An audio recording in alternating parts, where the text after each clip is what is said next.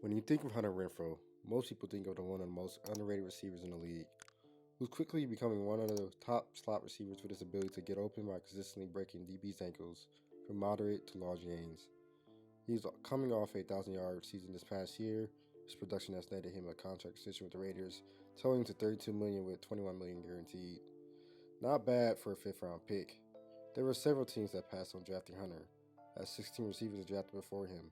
Let's take a look on those receivers and where they are. First up is Marquise Brown. Hollywood was the first receiver off the board in 2019 by the Baltimore Ravens. He's been underwhelming for the Ravens, often having key drops at crucial times, but you also have to consider that he was playing in a heavy run first offense. Marquise had 0 All-Pro or Pro Bowl recognitions. He does have decent numbers totaling for 195 receptions, 2,361 yards, and 21 TDs so far, and it's coming off his best season as a pro. But how dominant he was at Oklahoma and being the first wide receiver taken in the draft, you expect more. Marquise was traded to the Arizona Cardinals for a third-round pick this offseason, reunited with his college QB, Kyler Murray, for a fresh start. Mecole Hardman was the next wide receiver off the board by the New England Patriots. Mecole had a lot of hype coming out of Arizona State and failed to show any promise of him being a quality wide receiver in the NFL.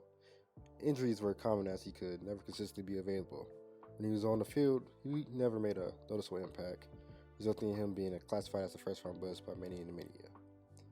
Thankfully, he gets another opportunity to rekindle his career as he has been traded to Chicago, who's in dire need of wide receivers. The 49ers decide to take the third receiver off the board in the second round with Deebo Samuel, who has quickly become one of the young stars of the league and a consistent top 10 receiver. Deebo is coming off of the best year of his career, totaling for nearly 1,500 yards and 14 total TDs, a first-team All-Pro selection, and a Pro Bowl selection. The Titans decided to go wide receiver and draft A.J. Brown out of Ole Miss, half the hype wide receiver duo. A.J. quickly exploded onto the scene as a rookie, accumulating a 1,000-yard season and winning an AP Offensive Rookie of the Year. He didn't follow up the previous year with another 1,000-yard season and a Pro Bowl selection, while also doing this in a run-heavy system that featured Derrick Henry as the main back. Due to his elite play, he wanted to be paid in accordance to that. In order to fulfill his request, the Titans traded A.J. to the Eagles for a first-round pick this offseason. The Kansas City Chiefs decided to draft for more speed and select Mecole Hardman out of Georgia. It was initially perceived that Mecole would gel right in with pieces Tyreek Hill and Travis Kelce and become that consistent third receiver for the Chiefs. But sadly, he hasn't been able to live up to the bill, finding himself sharing snaps with DeMarcus Robinson and Byron Pringle. Failing to muster 1,000-yard seasons consistently and just being an overall disappointment. Mecole does still have big playability and is very dangerous in open space due to his speed and vision. With the departure of Tyreek Hill this offseason, Mecole will have another chance to take a step forward in his development. The Eagles shocked the NFL world and drafted J.J. Arcega-Whiteside from Stanford. The big-body receiver had earned his draft profile of having the ability to win contested catches one-on-one and having fluid route running for a receiver at his size. But that skill set from Stanford failed to transfer to the NFL, with him often unable to create separation from the defender and dropping catchable passes consistently. J.J. was buried in the depth chart, classified as a bust, and having Eagles fans wishing to draft DK Metcalf instead. There's rumors of JJ moving to tight end to solve his career on the Eagles. Campbell was next drafted off the board by the Colts. The speedster from Ohio State was drafted to improve the depth position going forward. Unfortunately, has been able to show his skill set due to injuries being placed on IR all 3 seasons he's been with the Colts. This upcoming year, he's looking to take first team reps and having a healthy and successful season for the Colts.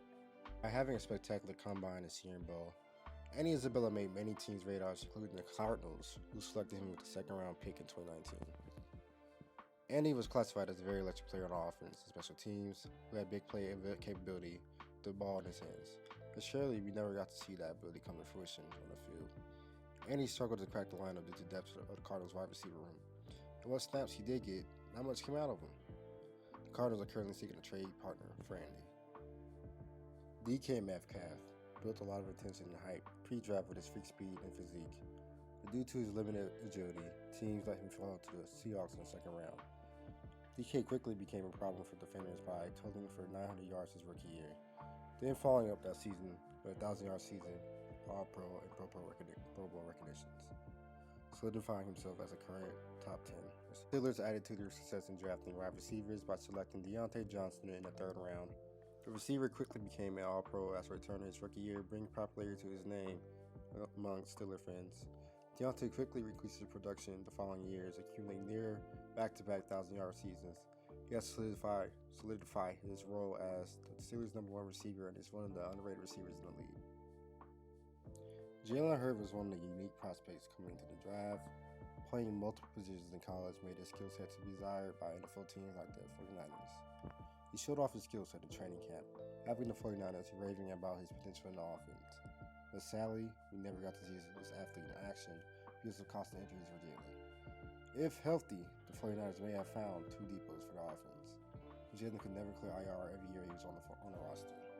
The 49ers finally grew tired and cut ties with Jalen via injury and release mid-season last year.